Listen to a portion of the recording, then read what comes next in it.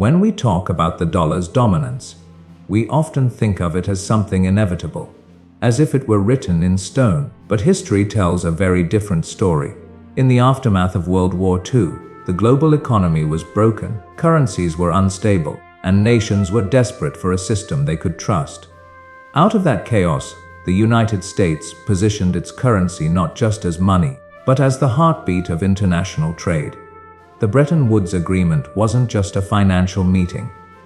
It was a psychological reset for the world. By tying global currencies to the dollar and the dollar to gold, the US crafted a perception of safety, stability, and reliability at a time when the world needed it most. Think about that for a moment. What began as a technical arrangement quietly transformed into a collective belief. Nations didn't just accept the dollar because of its economic value. They trusted it because it symbolized strength, abundance, and order in a fragile world. And once belief takes root, it becomes more powerful than any law or treaty.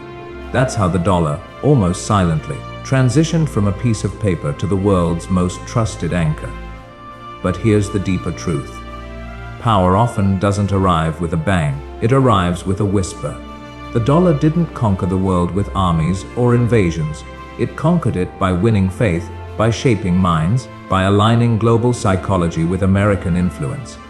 That whisper still echoes today in every trade deal, every reserve bank, every currency conversion.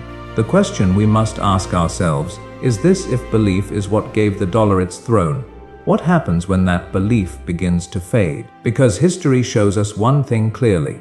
Every empire of money begins with trust and ends the moment trust is broken. If the Bretton Woods system gave birth to the dollar's supremacy, the deal that truly secured its throne was the one struck in silence, behind closed doors, with oil at its center. In the 1970s, after the collapse of the gold standard, the world faced a new question: what would give the dollar its backbone now? The answer came not in gold, but in black gold, oil. The United States forged a quiet pact with oil-producing nations, most notably Saudi Arabia, to price all global oil sales exclusively in dollars. On the surface, it seemed like a financial arrangement, but beneath it lay a brilliant psychological maneuver. Energy is the lifeblood of modern civilization. Without it, economies stop, industries collapse, and nations weaken. By tying oil to the dollar, America ensured that every nation, whether friend or foe, would need US currency to fuel its growth. This wasn't just economics, it was strategy at the highest level. It meant the dollar was no longer just a medium of exchange. It became the ticket to survival, the passcode to power. Now, think about the ripple effect of that decision. Every country, from the largest industrial power to the smallest developing nation, had to earn, borrow, or trade in dollars to keep their engines running. The oil pact quietly turned the dollar into the bloodstream of the global economy, pumping influence into every corner of the world without a single bullet fired. And yet, the brilliance of this system also carries its shadow. When your survival depends on one currency, your sovereignty becomes limited, your independence compromised. Which leads us to a sobering question. If the dollar gained its power not through force, but through necessity, what happens when nations discover new ways to fuel their future without needing the dollar at all? Every deal in history creates winners and losers, and the silent agreements that elevated the dollar were no different. On the surface, the system looked like a fair exchange: stability in return for trust, access in return for compliance. But beneath the surface, the scales were never balanced. The true beneficiaries were the major powers, multinational corporations, and financial institutions that sat closest to the dollar's flow. For them, this system meant unlimited borrowing capacity, access to global resources, and the ability to dictate terms of trade. For many developing nations, however, the story was starkly different. Imagine trying to build your economy while tethered to a currency you don't control, while paying debts in dollars you can't print. Inflation in the United States rippled outward like a storm, crashing hardest against weaker economies that had no shelter. Loans from the IMF or World Bank often came with conditions that reshaped entire societies, cutting subsidies, selling state assets, and opening markets, not always for the benefit of the people. What was presented as development often became dependency. But here's the deeper layer. The cost wasn't only economic, it was psychological. Nations that were once self-sufficient found themselves trapped in a cycle of reliance, shaping policies not around their own priorities but around the invisible demands of a global system anchored to the dollar.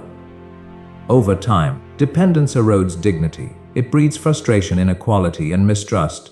This is the paradox we must face. The same agreements that offered stability to some delivered vulnerability to others. And until we recognize both sides of that equation, we'll keep mistaking control for cooperation. The truth is simple but profound. When prosperity for a few comes at the hidden expense of many, the system is not stable, it is merely waiting to break. When we think of war, we often imagine tanks, missiles, and soldiers on the battlefield. But in the modern era, some of the most decisive battles are fought without a single shot fired. They are fought in boardrooms, banks, and digital networks, through the quiet yet devastating weapon of the dollar. Over time, the United States discovered that its currency could do what armies could not: control the behavior of entire nations without crossing a border. Economic sanctions are one of the clearest examples. By restricting access to dollars, Washington can isolate a country from the global economy, cutting off trade, freezing assets, and strangling industries. For the nations on the receiving end, this isn't just inconvenience.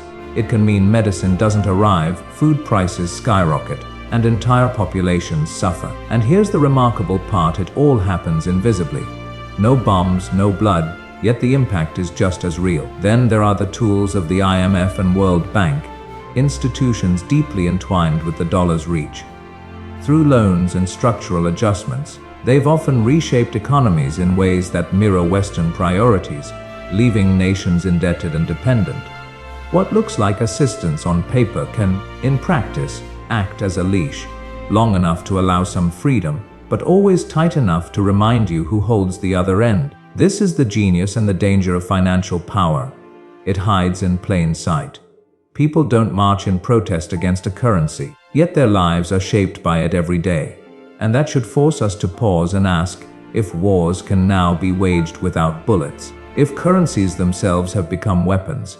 What responsibilities do we bear in recognizing and questioning the systems we've come to accept as normal? Because silence in the face of invisible warfare is still surrender. The story of the dollar is not just about the past. It's about the crossroads we stand at today. For decades, the world accepted the dollar as the unquestioned foundation of global trade, but cracks in that foundation are beginning to show. Technology, shifting alliances, and rising powers are all whispering the same message: change is coming. Digital currencies, blockchain, and central bank experiments are reshaping the very idea of money. Nations once trapped in dependency are now seeking ways to trade in their own currencies, and alliances like BRICS are quietly building alternative systems that bypass the dollar altogether. But here's what we need to understand. This isn't just an economic transition, it's a psychological one. The real question isn't whether the dollar will decline tomorrow or remain strong for another generation. The real question is about trust. Trust is the invisible thread that holds any financial system together, and once that thread frays, history shows us it rarely repairs itself in the same way. Think of it like a relationship. For years, the world trusted the dollar to provide stability, security, and predictability. But when partners feel taken for granted or constrained, they eventually begin to look elsewhere. That's exactly what we're witnessing now. A quiet search for alternatives. A subtle but powerful shift in the global consciousness. So the future of money won't be determined by a single deal or a single nation. It will be shaped by how we, collectively, choose to value trust, fairness, and sovereignty in our financial systems. And that leaves us with a profound truth to carry forward. The dollar's whisper changed the world once, but the next whisper may belong to a different voice. The question is, are we ready to listen?